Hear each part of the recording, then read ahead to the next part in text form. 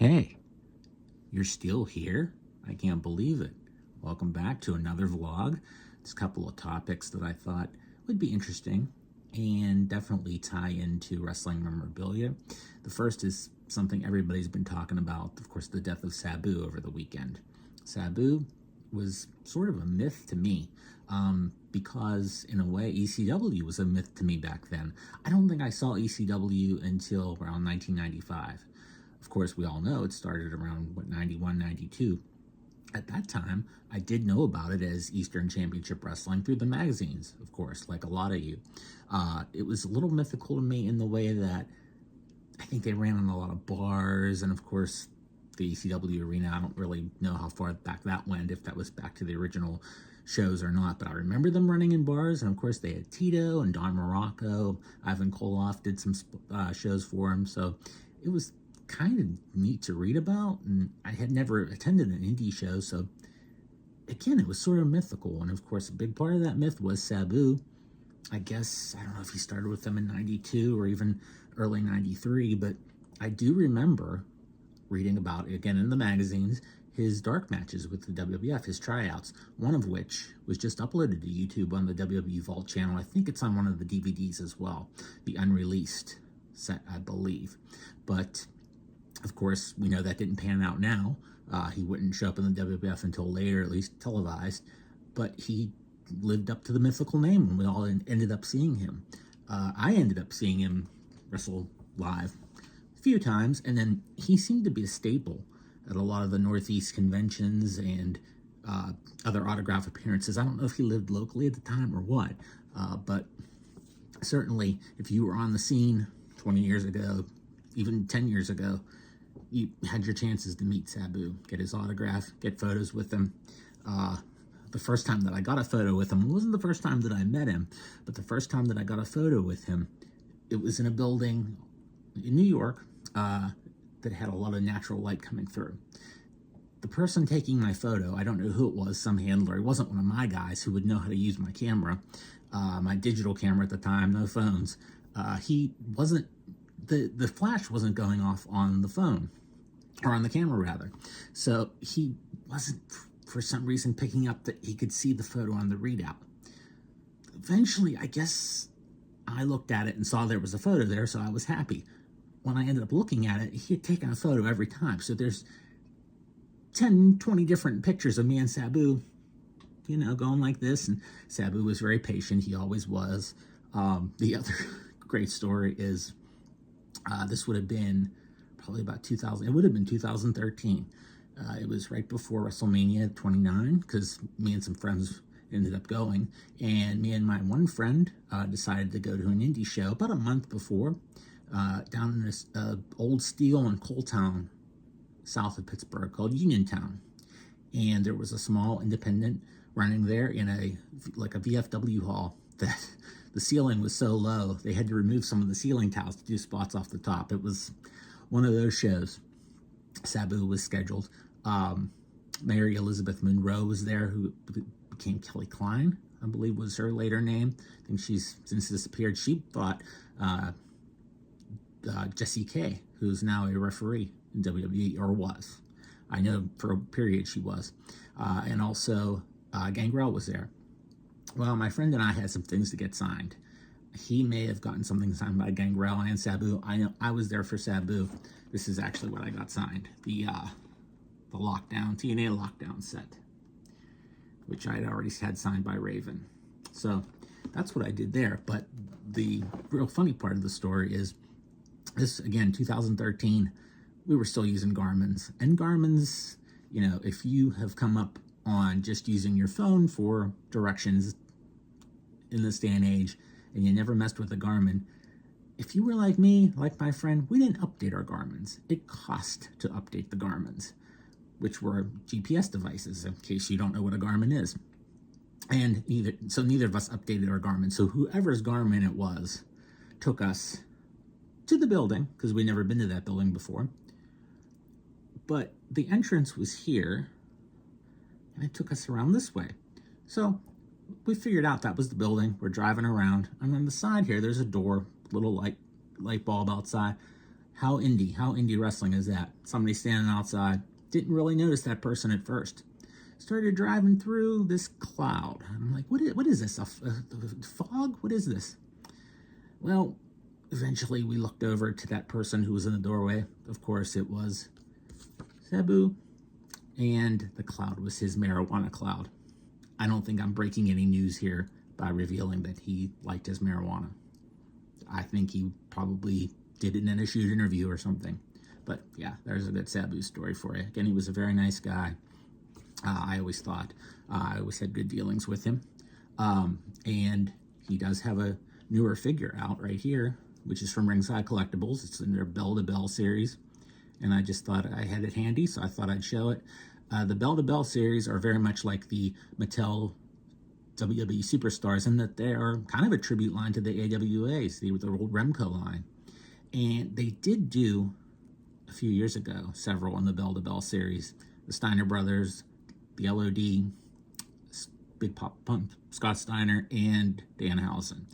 I picked up one of the Steiner sets, there's 2 sets, at a very deep discount one time, and I wasn't too pleased with it. The figures felt the plastic was almost like blow mold plastic, very thin, and the card back was terrible. The cardboard stock they used just felt so cheap and just like, I don't even know how to describe it. I've had cardboard shipping boxes that were better. So I wasn't pleased with the Steiner Brothers set. This is, I guess if they're going to continue with the line, this is an example, and it should be, because this figure, I love this figure. The card back is better, which of course I opened it because I wanted it open. You can just see the materials are quality. They feel good. It feels like a major production figure. And I do like that the articulation is just, it actually reminds you of the Remcos. It really does. And he even does have a removable hand, so you can do the classic pose, of course. But I highly recommend this one. I would probably pick up the rest if I could get them at a real discount, but they seem to have, after I got the first Steiner set on the first discount, they haven't gone down that low again. So I don't know if they're trying to revitalize the line or what. I mean, hey, this is a good start, but I'd like them all made this way. I mean, this is a nice figure. So if you're looking for a little Sabu tribute, you could pick it up. The other thing I wanted to talk about actually goes back to something you saw a few vlogs ago, a Shikishi board. And this is my latest Shikishi board, and it is, of course, the legendary Dory Funk Jr. And this board, if you remember the last one that I showed you, that was Wahoo McDaniel, and it was just a plain white board, which most of them are. Some of them will have a little photo of the person who signed attached. Others have designs. This one was made by All Japan Pro Wrestling in '92 for the 20th anniversary, as you can see right there. Dory signed it nice and big, which, the man is 84 years old now, so his signature isn't quite this nice. It's more of a scribble, but it still looks generally the same. The difference is, in 2025, I paid $23 for this.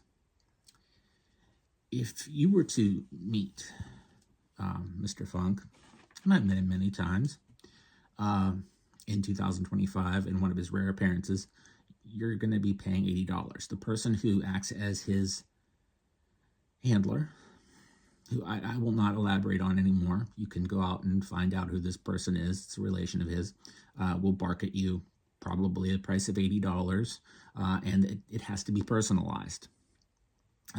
This is just an example of the pricing problem with autographs in conventions.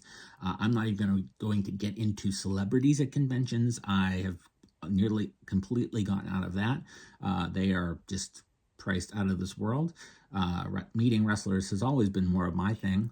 I get much more enjoyment out of it.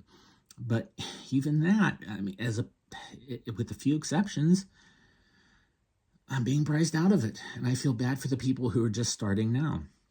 But going back to, just using Dory Funk as an example, it's, the handler will quote you, the last time I saw him, and I had 2 things to get signed.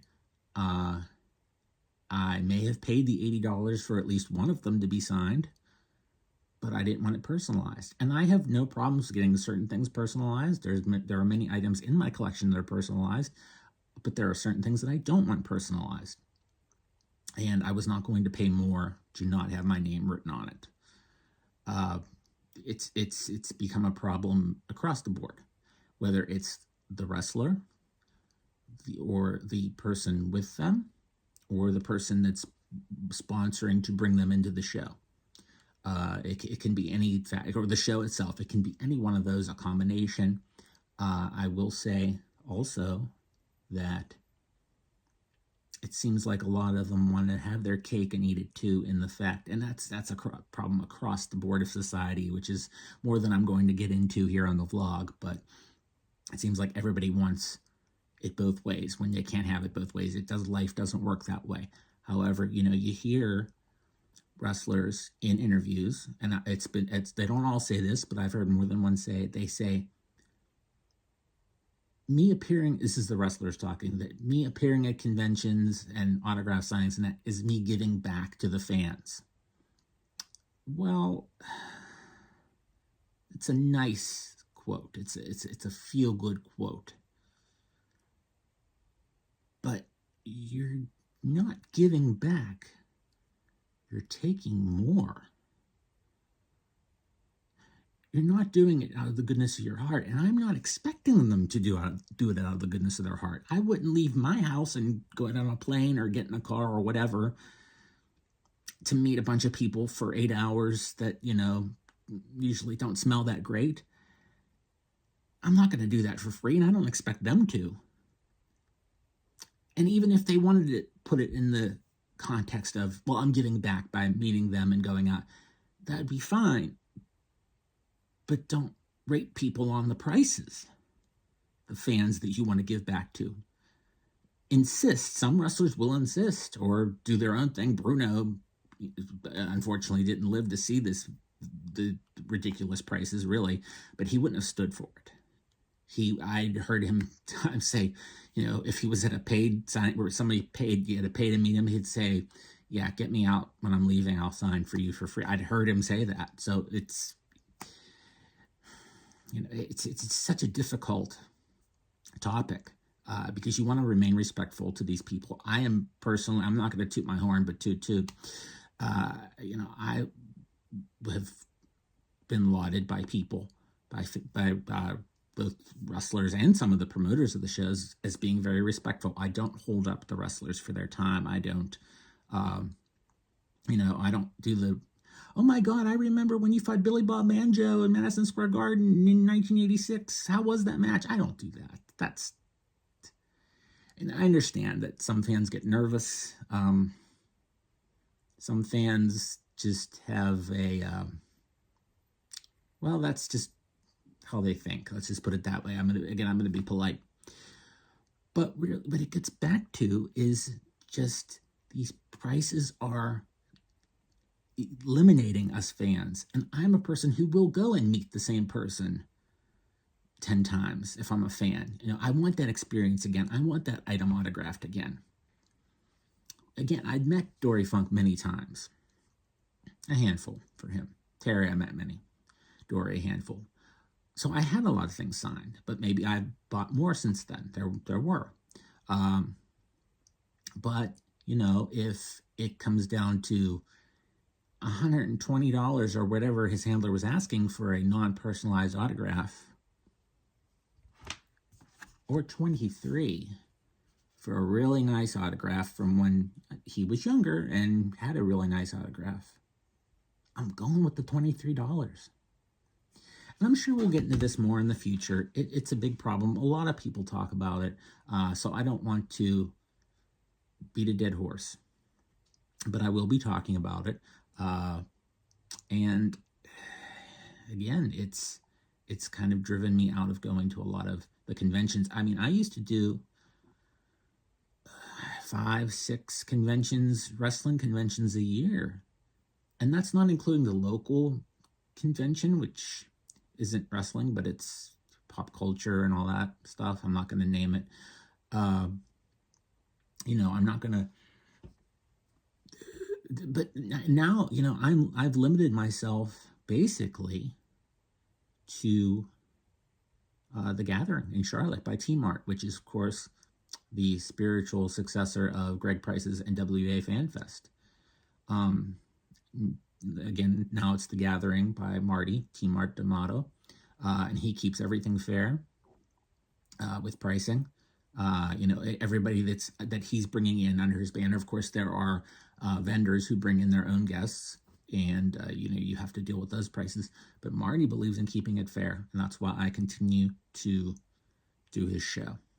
And because it's also one of the last show I know of that anybody talks about that has a super ticket where you have a number, you pay a flat rate early on, it gets you into the show, and you get a certain amount of autographs included.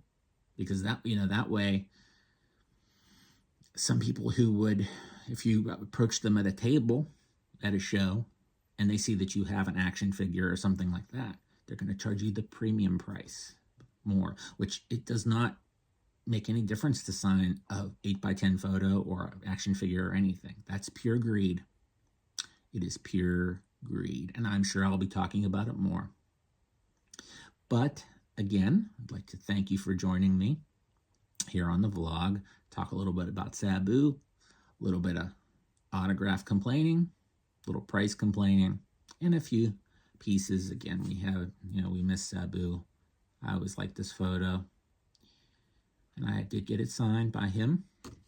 And there also was a new blog entry that debuted this past Thursday. So that's about a week since, if you're watching this as it premieres, that was about a week ago.